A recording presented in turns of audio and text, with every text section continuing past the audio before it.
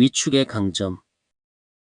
이 소설은 세상 유일한 한 명의 9세 아동과 미술심리치료사의 만남 과정이 만들어낸 오직 하나의 특별한 현상과 아동의 개성과 독특한 치료사의 특징이 어우러진 내면적 성장 과정, 그리고 개인 회귀와 집단 회귀를 동시에 다루기에 두 방식 간의 특징을 보여줍니다. 내용은 하나의 특정적이고 개인적인 치료의 방향성을 제시하므로 모든 아동에게 혹은 모든 치료사에게 보편적으로 적용되는 것은 아니죠. 그럼에도 미술 치료에 관심이 있는 이들에게는 간접적인 체험서로, 상처를 치유하려는 이들에게는 유사한 경우에 대한 위로와 통찰을 줄 수 있을 것이라고 생각해요. 서문. 이 소설은 미술 치료사인 저자가 스스로를 치료하기 위해 스토리텔링을 시도하면서 과거 경험을 재구성하게 된 자기 치유적인 이야기이자 폭력과 이혼, 편부모 가정에서 위축된 9살 아동의 특별한 강점을 기반으로 세상 유일한 한 명의 아동의 내면적 성장 과정을 다루고 있습니다. 또한 3명의 다른 아동과 함께 진행된 집단 회귀의 이야기도 함께 담고 있어 개인 회귀와 집단 회귀 사이의 차이와 상호작용이 어떻게 치료적으로 기여할 수 있는지에 대한 가능성을 보여주죠.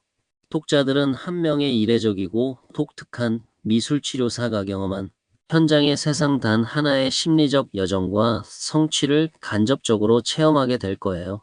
이 소설에서 제시되는 치료적 방향은 저자의 개인적인 치료관을 반영하고 있으므로 모든 아동이나 미술치료사에게 보편적으로 적용되는 것이 아니라 소설 속 미술치료사와 아동들이 만들어낸 독특한 현상이며 가상인 점을 염두에 두세요.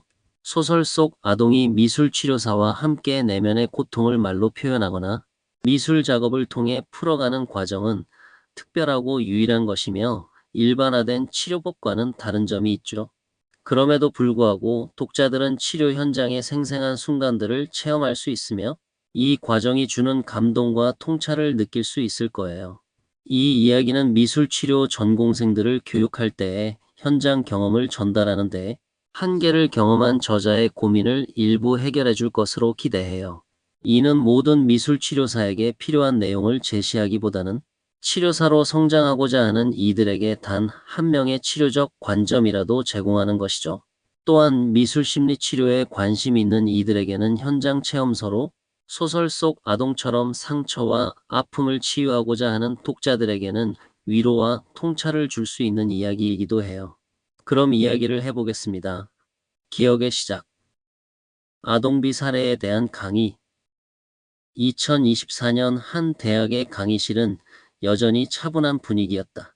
학생들은 주의를 기울이며 노트에 강의 내용을 메모하고 있었고 나는 다음 이야기를 꺼냈다. 오늘은 사례 아동에 관한 수업입니다.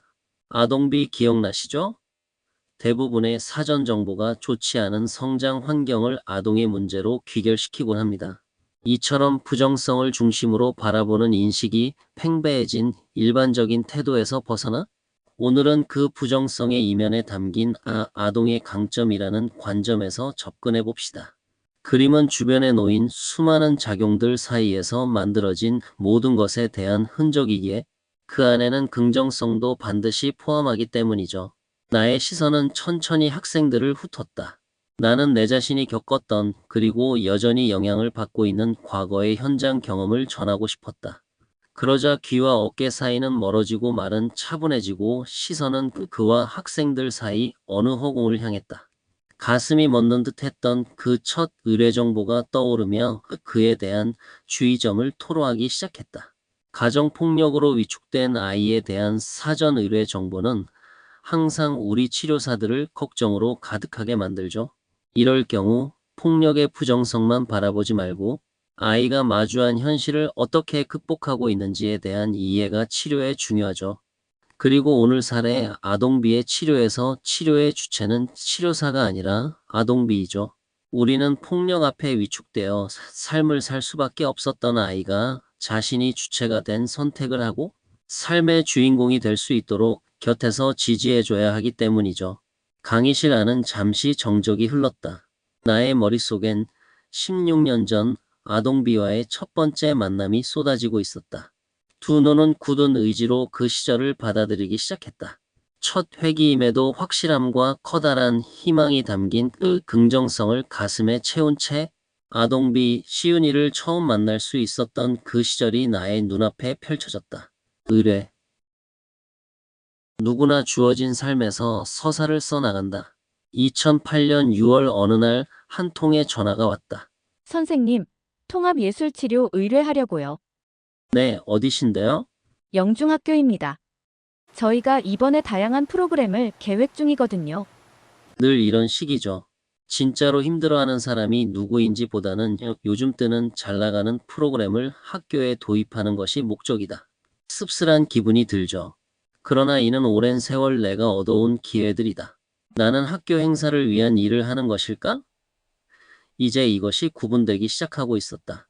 깊게 쌓인 한숨이 저절로 흘러나왔다. 치료 분야에서 일을 하면서 내가 원하는 일은 과연 무엇일까? 그것에 대한 의문이 나를 바람처럼 스친다. 나는 이러한 바람보다 당장의 먹거리와 지시사항에 더 예민하게 이끌리며 반응해왔다. 참으로 열심히 일자리를 얻는 데에만 몰두하는 나. 게다가 무슨 치료, 마치 무엇이든 가능하다며 내 밥그릇을 챙기는 나는 치료 분야의 구직자다. 언제 이러한 이익관계를 떠나 조금 더 사람과 사람이 만나는 순간을 맞이하게 될지, 그리고 나라는 존재가 필요한 사람과 닿는 그날은 과연 올지, 이것이 늘 기다려졌건만 과연 그런 기회는 찾아올 수 있을까? 그러던 차에 초등학교 교육복지실에서 한 통의 전화가 또 걸려왔다. 선생님, 안녕하세요. 저희 학생이 어려움을 겪고 있는 것 같은데 도와주실 수 있을까요? 아, 내가 접해오지 못했던 색다른 질문과 의뢰다. 힘든 이에게 도움을 줄 수 있는 사람을 찾고 있다. 이제서야 내가 원하는 걸 만날 수 있을 것 같은 생각이 들었다. 곧바로 내 목소리에는 도움이 필요한 사람에 대한 진심이 따라갔다. 지금 그 학생의 상황은 어떠한가요? 담당자가 천천히 그러나 무겁게 아이의 사연을 이야기하기 시작했다. 듣기에도 쉽지 않은 이야기였다. 폭력과 상처로 아이는 크게 위축된 채 많은 어려움을 겪고 있었다. 나의 어린 시절에 겪은 어려움과는 다른 차원이다. 그 크기가 다르지만 그 시절의 나보다 더 큰 어려움을 겪는데도 불구하고 아이는 버텨내고 있었다. 그 아이는 그림을 그리고 있을까? 그때 나는 그림으로 도움을 얻었으니까. 그림이 없으면 어떠하리? 어차피 아이들은 그만한 힘을 지니고 있다. 그 힘을 나는 알고 있다. 물론 어려움의 크기는 이 아이가 더욱 크다. 혹여 앞으로 성장하며 겪는 생채기들이 어느 순간엔 더는 견딜 수 없게 만들 때가 있기 때문에 나는 이 아이를 돕고 싶어졌다. 그렇지, 그걸 견뎌낼 힘이 필요하다. 그 힘을 나는 다르겠지만 느낀다. 그리고 아이도 그 사실을 알게 해야 한다. 이 아이의 이름은 박시윤. 이 아이는 나에게 문제아가 아니다. 그는 문제를 만들어낸 존재가 아니라 문제의 자극을 꿋꿋이 견디고 있는 아이일 것이다. 나는 그저 그가 잘하고 있다는 것과 그동안 얼마나 잘 버텨왔는지를 알려주어야 한다. 이제 나는 그에게 다가갈 준비가 되어 있다.